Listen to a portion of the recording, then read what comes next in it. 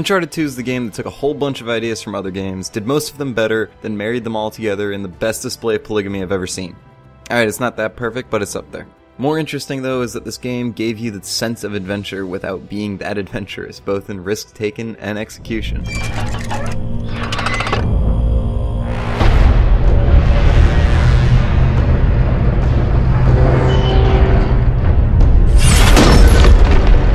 So how can a game about an adventure that isn't adventurous feel exactly like it? Well, it's because the game is crafted so well around adventure tropes. You've seen Indiana Jones, right? Before he went into retirement? Part-time. It's like that. This game is flooded with these tropes and they're great. There's betrayal, mysterious and fantastical locations, characters that you just love being around, except this guy, but it's okay, he dies, and gratuitous slaughtering of thousands upon thousands of henchmen. It nails all of these tropes so well that you get lost in the experience. It focuses less on pure innovation and more on nailing what's been attempted before. Right from the start, you're introduced to the sheer beauty of this game, as well as its scale.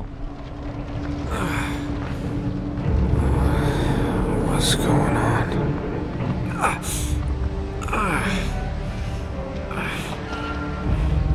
That's my blood. That's my blood. It's a lot of my blood.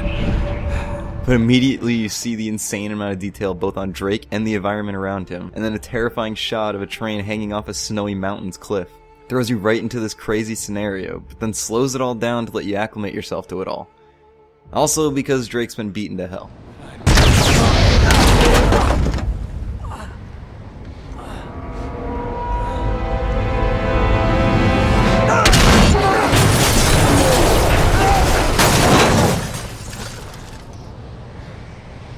This opening also introduces you to Uncharted 2's color palette, one of the most important colors being yellow, which is used as a highlight for climbable objects.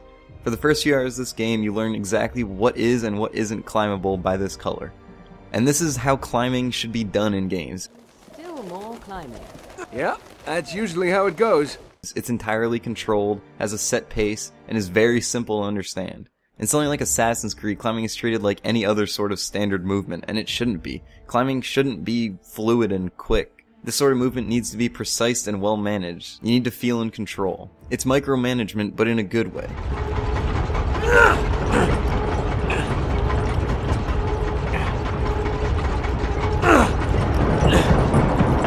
But that doesn't mean that it can't be unforgiving because you have to commit to an action once you initiate it. And that can lead to some awkward scenarios.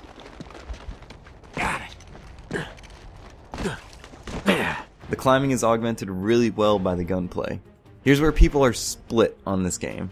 There's a lot of complaints about the shooting being sluggish and not fast enough to line up shots. While I do agree that aiming is slower than other comparable games, I think it accompanies the level of movement very well. It's not the speed of the movements, because you don't move too fast in this game, but it's the range of movements that you have that complement the shooting. I feel in control when I take aim while hanging off a building, and I can't imagine being comfortable with the aiming of a Gears of War game in this instance. And the combination of these mechanics translates really well into the multiplayer too. I'm still surprised at how much fun it is. At its outset, I wasn't sure how well the slower shooting controls would work when aiming at non-NPCs, but it felt really natural after playing the campaign. And Naughty Dog made some great maps like Village and Temple that took advantage of elevation differences and traversal paths for some genuinely fun and unique experiences.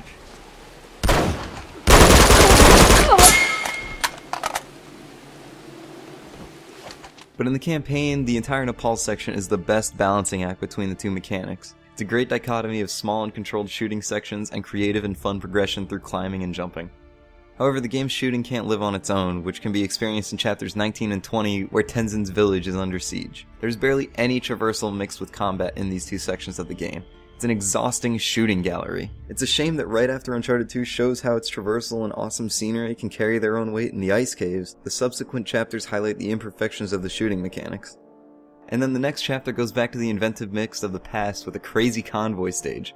Hopping from an exploding truck while figuring out who to shoot next with a gorgeous mountain ridge backdrop is just the best. It's the idea of putting you in the set piece that makes moments like this one so memorable. It's nothing special if you're just shooting, but when that's complemented by the other aspects of the game, that's what makes Uncharted 2 excel.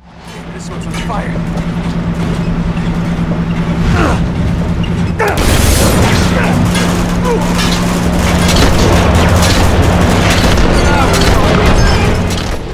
Keep in mind that it's not the set pieces alone that are spectacular, but rather how they're treated. This is one of the only games I've played where you are in the huge action piece and not always ripped out of it to watch from the sidelines of a cutscene. Yes, Uncharted 2 does have cutscenes that show you action rather than experience it, but the bulk of the action moments happen through gameplay with cutscenes only acting consequential. See ya, suckers.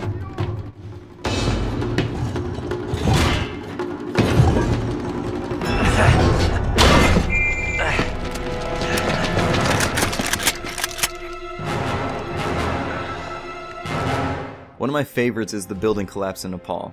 You're inside this already beat up building when a chopper gives up shooting at you because it already missed about 8,000 times and then takes aim at the building. You hear these great rumbles and wood splintering all around you as the whole room begins to sway. All the while there are these donkuses in the same room trying to kill you. Then there's remarkably deadly furniture flying all around too. Honestly, it's the deadliest furniture ever.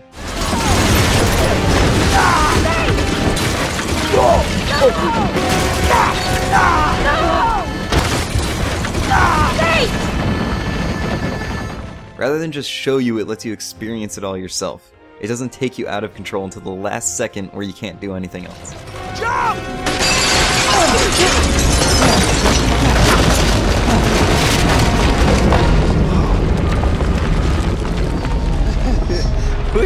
We were almost in that. I can't talk about cool moments without bringing up the train and the previously mentioned ice caves. The entire train sequence is famous, and for good reason. The environmental change you travel through is insane. Naughty Dog always manages to squeeze these technical magic tricks into their games. Everything is moving so fast and there's just so much going on. And this is, without a doubt, the most blatantly linear section of the game. But it's a great showing of how Uncharted 2 can disguise its own simplicity with incredibly elaborate and memorable sequences.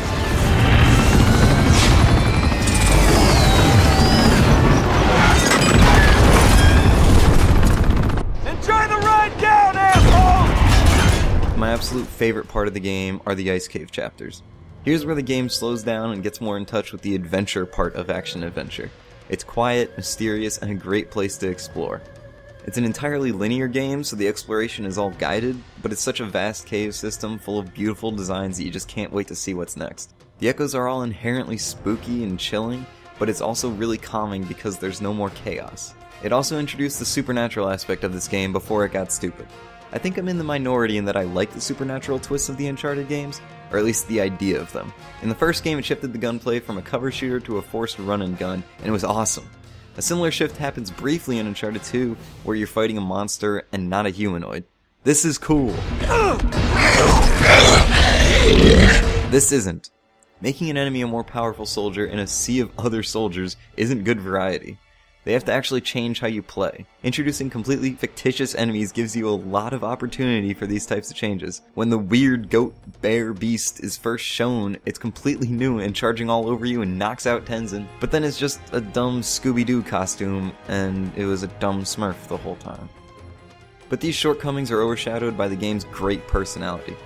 I cared a surprising amount about some of these characters. They aren't complex, but the charm just leaks out of them, and Naughty Dog did a great job of making this charm as genuine as possible by splicing it into the gameplay. Alright, hey, come on, admit it. You're impressed. I am. I'll throw you a banana. Whether it might be in a gunfight or a bit of downtime, there will be a Joss Whedon-esque sarcasm and wit that just feels so organic because it all occurs without taking you away from the game, and sometimes is inspired by your own actions. Hey, check it out. Marco! Really? Come on! No. Marco! Hello. That's not to say cutscenes don't have the same sort of charm. They do. Oh, Elena Fisher. Last year's model. That's cute. Ah.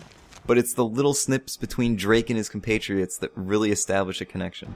I always remember Elena's whimper just catching me so off guard. I was surprised at how much that really got to me. Hey, Elena, how you doing, huh? Not good. You just hang in there, okay? It was then when I realized Naughty Dog managed to make me care about characters without really any character development. Something that isn't easy or common at all. But then Naughty Dog uses a silly editing trick to make you think Elena died when it turned out to be the game, making fun of you for forgetting about Schaefer's death. Because who didn't? Oh, Nate.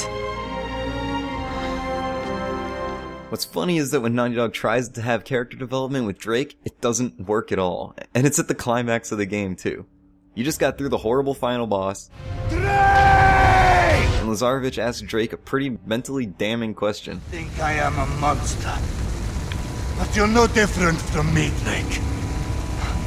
How many men have you killed? How many just today? And then Drake doesn't kill Lazarevich because You don't have the will. and you're trying to tell me that this man has a conscience. See ya. He won't execute the worst villain in the game, but he'll shout, "That's your neck," as he kills a henchman.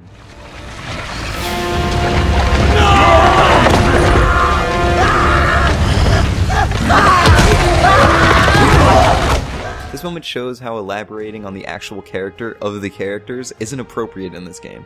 This sort of experience is about excitement and fun, and asking a question about the main character's morality and answering with a blatant lie is entirely out of place. But keep in mind, it's because this game is so good and I hold it in such high regard that I pick on these smaller flaws. The highs of this game are so great that when the lows fall just next to mediocre, I notice them more. It's because this game is sheer entertainment bliss that I hold Naughty Dog's games to a higher standard than other developers. Which also explains why I harp on Uncharted 3 so much. But I'll talk about that on a later date. Thanks for watching.